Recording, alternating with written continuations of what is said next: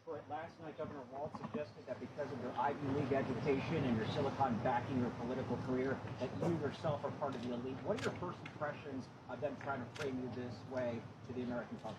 Well, look, I came from a family where nobody in my family had ever gone to law school.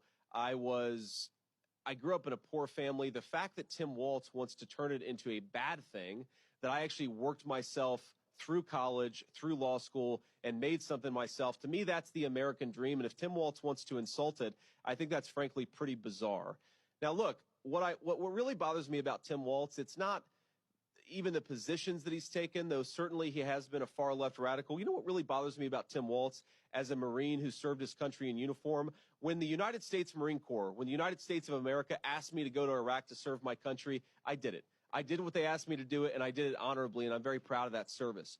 When Tim Walz was asked by his country to go to Iraq, you know what he did? He dropped out of the Army and allowed his unit to go without him, a fact that he's been criticized for aggressively by a lot of the people that he served with. I think it's shameful to prepare your unit to go to Iraq, to make a promise that you're going to follow through, and then to drop out right before you actually have to go.